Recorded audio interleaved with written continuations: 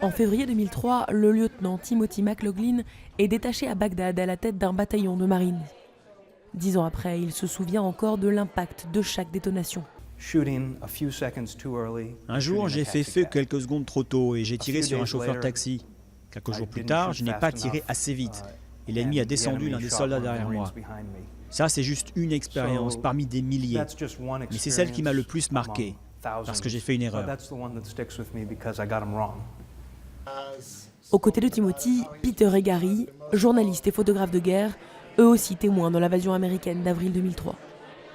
3 hommes qui vivent la guerre chacun à travers un prisme différent et qui décident il y a 3 ans de croiser leurs regards. Photos, articles, écrits personnels, à l'origine de cette collaboration, la même frustration face à la couverture médiatique de la guerre au début des années 2000. La guerre a toujours été rapportée par des médias ou des politiques, selon leur propre point de vue. Donc notre but était de nous réunir et de raconter au monde la façon dont nous avons vécu cette guerre.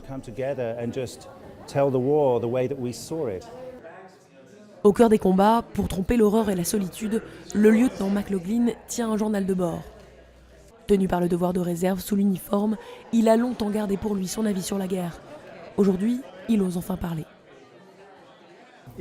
Si je pouvais diffuser un message au public, ce serait de réfléchir de façon plus critique à la décision de partir en guerre.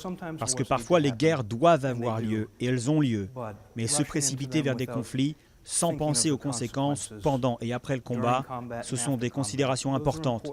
Et nous devrions prendre un peu plus de temps pour y réfléchir.